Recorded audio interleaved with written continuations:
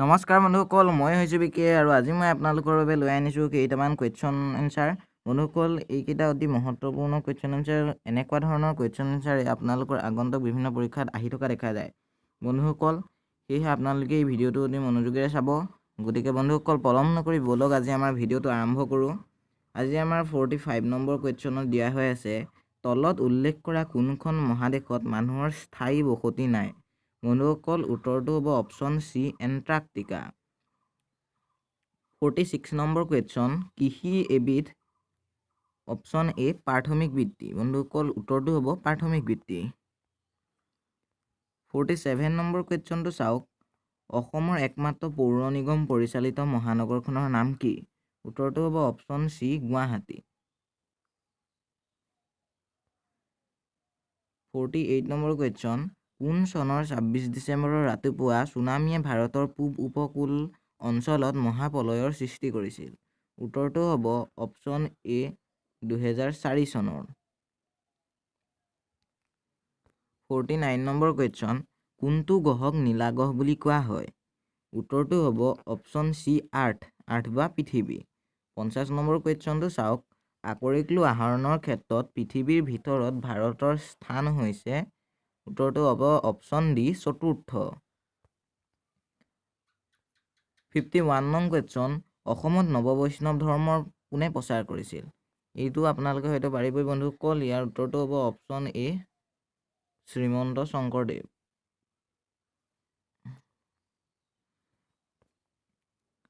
বন্ধুসকল, 52 নং কুৱেশ্যনত দিয়া হৈ আছে, অদ্বৈতবাদৰ অৰ্থ কি? উত্তৰটো হ'ব অপশ্যন ডি, পৰমাত্মা আৰু আত্মাৰ মাজত পাৰ্থক্য। 53 নং কুৱেশ্যন, ৰামচৰিত মানস কোনে ৰচনা কৰিছিল? বন্ধুসকল, উত্তৰটো হ'ব অপশ্যন চি, তুলসীদাসে। 54 নং কুৱেশ্যন, মঈনুদ্দিন চিস্তিৰ দৰগাহ ক'ত অৱস্থিত? বন্ধুসকল, উত্তৰটো হ'ব অপশ্যন চি, আজমেৰ। 55 নং কুৱেশ্যন, চুকাফাই কোন জনজাতিক নিজৰ অধীনলৈ আনিছিল? বন্ধুসকল, উত্তৰটো হ'ব অপশ্যন ডি, বৰাহী। 56 নং কুৱেশ্যনটো চাওক, কোনজন আহোম স্বৰ্গদেৱে ৰংপুৰত ৰাজধানী পাতিছিল? উত্তৰটো হ'ব অপশ্যন ডি, স্বৰ্গদেউ ৰুদ্ৰসিংহই। বন্ধুসকল, 57 নং কুৱেশ্যন, ভূঞা শব্দৰ অৰ্থ হৈছে? অপশ্যন বি, মাটিৰ মালিক।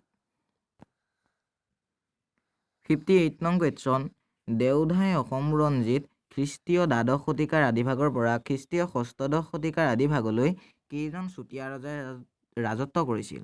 বন্ধুসকল, উত্তৰটো হ'ব অপশ্যন চি, 10 জন। উত্তৰটো হ'ব 10 জন, অপশ্যন চি, 10 জন। 59 নং কুৱেশ্যনটো চাওক বন্ধুসকল, কোচ বংশৰ প্ৰতিষ্ঠাতা কোন আছিল? উত্তৰটো হ'ব option D, Biswa Singha.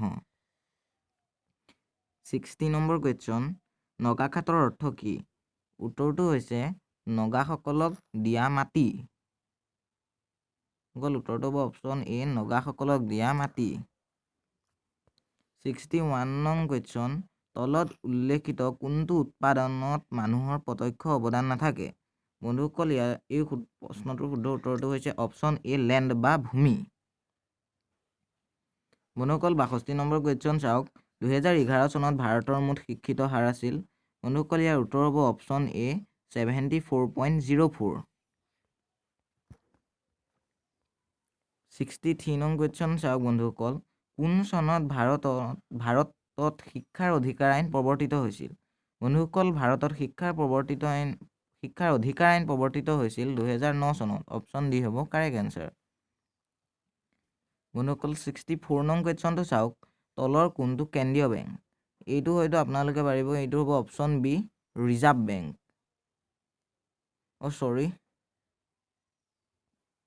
Reserve bank. Option D হ'ব ইয়াৰ কাৰেক্ট এনচাৰ। অপশ্যন ডি হ'ব ৰিজাৰ্ভ বেংক। 65 নং কুৱেশ্যনটো চাওক, নেটফি নামৰ প্ৰতিষ্ঠানটোৰ প্ৰধান কাৰ্যালয় ক'ত অৱস্থিত? বন্ধুসকল, উত্তৰটো হ'ব অপশ্যন এ, গুৱাহাটী। আপোনালোকে মনত ৰখাব, নেটফিৰ নামৰ প্ৰতিষ্ঠানটোৰ প্ৰধান কাৰ্যালয় আমাৰ গুৱাহাটীত আছে। 66 নং কুৱেশ্যন, ভাৰতীয় সংবিধানখন কেতিয়াৰ পৰা কাৰ্যকৰী কৰা হয়? বন্ধুসকল উত্তৰটো হ'ব অপশ্যন চি 26 জানুৱাৰী 1950 চনৰ পৰা। 67 নং কুৱেশ্যন, কিমান নম্বৰ সংশোধনীৰ দ্বাৰা ভাৰতীয় সংবিধানখনত সমাজতান্ত্ৰিক আৰু ধৰ্মনিৰপেক্ষ আদৰ্শ সংযোজন কৰা হৈছিল? বন্ধুসকল উত্তৰটো হ'ব অপশ্যন বি 42তম সংশোধনীৰ দ্বাৰা। 42তম সংশোধনী। 68 নং কুৱেশ্যন, ভাৰতত সংবিধান সভাৰ খচৰা সমিতিৰ সভাপতি কোন আছিল?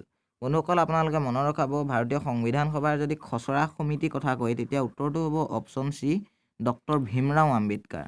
আনহাতে যদি সংবিধান সভাৰ বুলি কয়, অকল সংবিধান সভা দিয়া হৈ থাকে, তেতিয়া উত্তৰটো হ'ব জৱাহৰলাল নেহেৰু। কিন্তু যিহেতু আমাক ভাৰতীয় সংবিধান সভাৰ খচৰা সমিতি দিছে, উত্তৰটো হ'ব ভীমৰাও আম্বেদকাৰ। আজিৰ 69 নং কুৱেশ্যন, ভাৰতীয় সংবিধানত কেইবিধ মৌলিক কৰ্তব্য প্ৰদান কৰা হৈছে? বন্ধুসকল উত্তৰটো হ'ব অপশ্যন ডি 11 বিধ। বন্ধুসকল আজি অন্তিমটো কুৱেশ্যন, 70 নং কুৱেশ্যনটা অন্তিমটো কুৱেশ্যনত সোধা হৈছে ভাৰতীয় সংবিধানত কেইবিধ মৌলিক অধিকাৰ প্ৰদান কৰা হৈছে? বন্ধুসকল ইয়াৰ উত্তৰটো হ'ব অপশ্যন চি 6 বিধ। গতিকে বন্ধুসকল আপোনালোকে যদি ভিডিঅ'টো চাই ভাল পালে তেতিয়াহ'লে লাইক এটা কৰি থৈ যাবলৈ নাপাহৰিব আৰু লগতে আমাৰ চেনেলটো ছাবস্ক্ৰাইব কৰি থ'ব আৰু লগতে দিয়া বেল আইকনটো টিপি অল কৰি ল'ব, তেতিয়া আমি দিয়া সকলোবোৰ ভিডিঅ' আপোনালোকে অতি আগতীয়াকৈ চাব পাৰিব।